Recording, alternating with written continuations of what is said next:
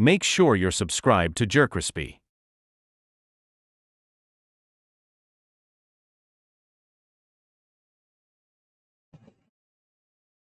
What's up, y'all? It shows the most, does the most. JerCrispy, we're back to another video. Being black in the military. We're on the road to 500. I'm gonna just say my little few things throughout this video, because being black in the military is not no joke. I would never, no, son. I could never see myself being in the military, though. Like, I don't know, son. I couldn't, son. I just couldn't see myself being in the military, running, waking up this time of the morning. Like, 4 o'clock in the morning, running, saying, I don't know what I've been told. Da, da, da, da, da, da, da. But oh, cut it. Let me ask you something.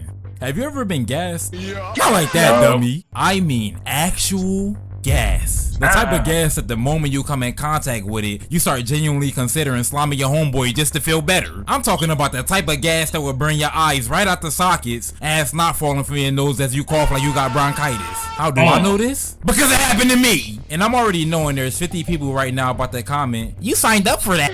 Now you missing your front teeth. If I really wanted to get gas, I could just ride in a car with 2 big backs at the eating Taco Bell with the windows up. That shit was trash. But before we go any deeper, I gotta say this because there's currently an M4 pointed at my nugget. The views expressed are those of the author and do not reflect the official policy or position of the U.S. Army, Department of Defense, or the U.S. government. Do not base your perspective of the military from this video. I'm just sharing some of my experiences, and I picked the funniest, most chaotic one so we could all laugh about it. Now, with that being said, fuck the military. Growing up in a predominantly black area, joining the military was a major culture shift. I went from being surrounded by Daquan, Malik, and Breon to Jose, Landon, and Lee. Basic training was the worst. I remember it was the literal first day. We had to introduce ourselves, and nothing could prepare me for what I was about to hear, bro. It started all pretty normal, like, hi, my name is Billy, I'm from Kentucky, and I joined the Army to pay for college. But then there was this one dude from Wisconsin. Now, I don't have anything against Wisconsin. I didn't even know that place existed. But this man is out here making y'all look bad because he had the nerve to spit from his nasty lips. I joined the Army to kill people and get away with it. Nigga, what? We need to lock him up immediately. This the same exact time when Jeffrey Dahmer was on, bro. And to make it even worse, not only did he end up being my bunkmate, he was the best shooter in the company. This man was the final boss of school threats. I'm talking about 99 accuracy, Hall of Fame aimbot. Yeah, bro, I ain't lying to you. So I'm gonna say, hey, can we change rooms? Cause ain't no way I'm sleeping with no killer. Talk about you join the Army just to get a kill for free? Ain't no way. He had all his badges maxed out. And this is just one of the many experiences I've had being in the military. For real.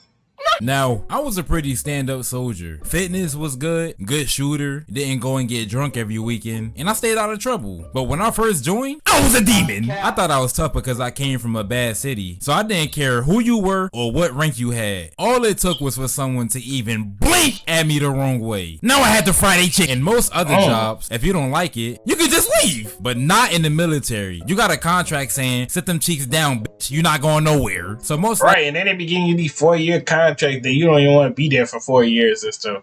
Like, yeah, some people saying, oh yeah, it's about time for you to leave. And sometimes some people stay there till like 7, 8. I remember they used to come to the schools and stuff like that. And I used to ask him, I said, so how your daily life as a military? He's like, oh yeah, it's actually fun. You know, we go out there and we run around, we exercise, you practice with the shooting the gun and all that. I'm like, yeah. And then once a friend told me that they couldn't even talk while they eating. I'm like, hold on, wait a minute, nigga. What that gotta do in the war? Me eating and I'm talking to somebody on the side of me. What did that got to do with me in the war? Like, ain't no way. And then another thing, why we gotta shave our head off? Like, that still don't know why to this day. Been shaving their heads up bald and all that stuff. Like, ain't no way. likely you have to put up with someone who irritates the skin off your eyelids for a couple years. And there came a point where I just had enough. I didn't have a car at the time, so a buddy was giving me a ride. He was also giving my team leader a ride. I think his vehicle was in the shop. Now this man was big as shit. I'm talking about the type of nigga you see on those "if he smack your girl ass, what you doing" posts. He power lifted competitively, so you can just imagine the type of crackhead strength he had at his disposal. Why am I telling you this? Because shit got physical. This man grabs my shoulder and is like, "Nah, get in the back." Bitch, I'm looking at him like he crazy. Bro trying to use his rank and it's not even his vehicle. So I'm like, nigga, go eat a dick. I wasn't going to the back. I was on my Rosa Parks about he hit me so hard, a lump spawned on my forehead immediately. And you know me. I ain't lying to you, my nigga. I don't give a fuck you buffing that saying. You gonna have to get my one before we get up.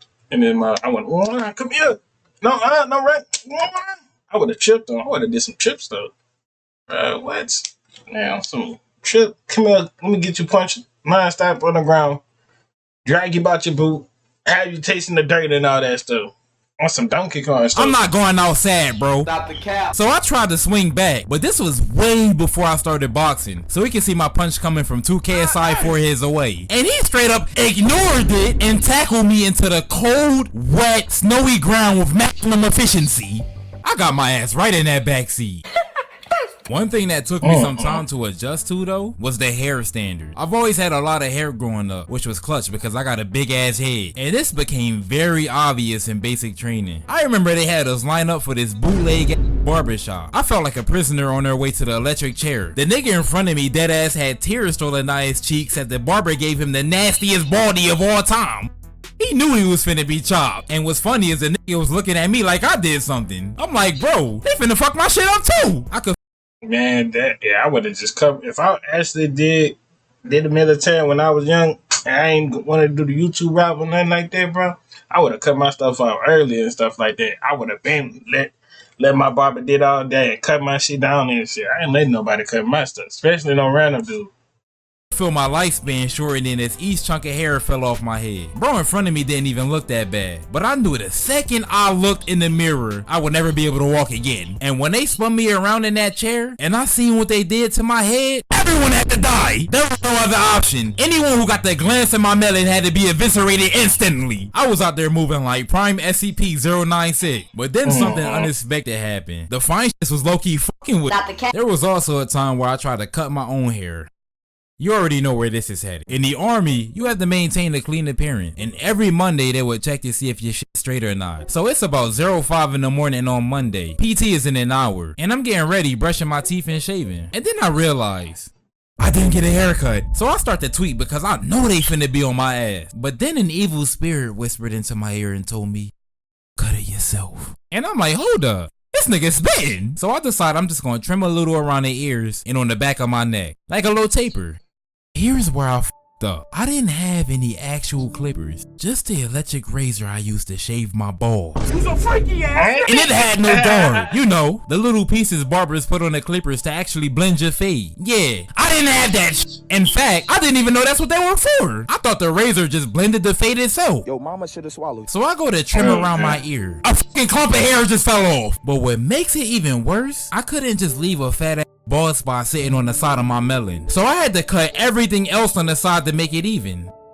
Bro, every cut I did just made it worse. It's like the more I tried to fix it, the worse it got. Eventually I was completely bald on one side with hair everywhere else. And the pain set in as I realized I had PT in about 20 minutes. Eventually I just accepted the fact that my shit cooked. And it won't be long until everyone is frying this shit out me. So it's time for me to go to work.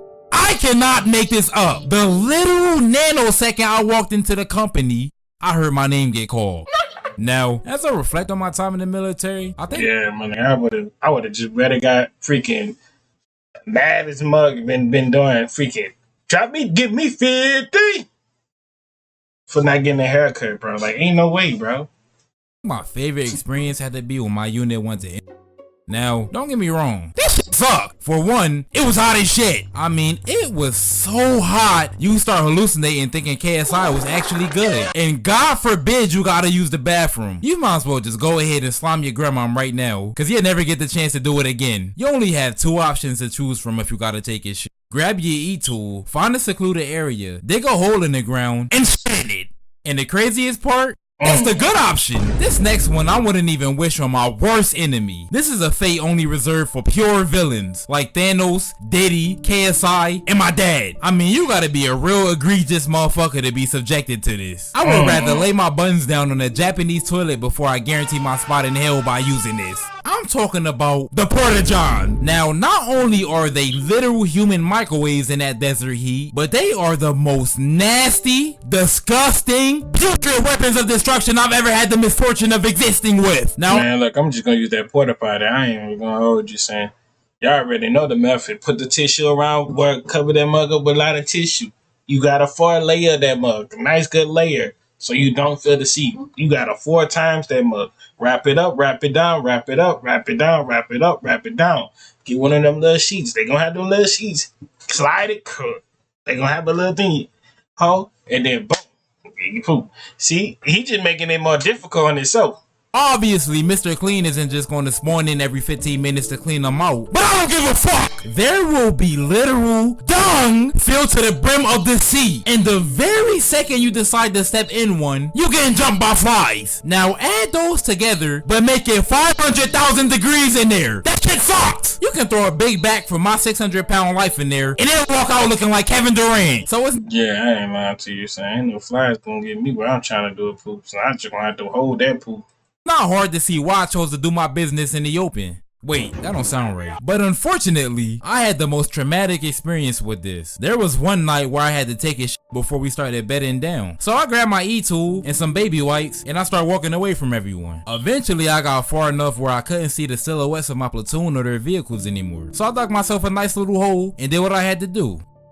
My nigga, what happened next, I would never be able to alphabetically recover from. So there I am squatting in the middle of nowhere when I noticed something. I can hear a vehicle coming in my direction, but it's too dark to see anything. So I start panicking trying to hurry up and wipe my ass, but it's too late. They getting close now. So I had no other choice. Hands down, dookie in my butt. I start wobbling my ass. Bitch, I'm in my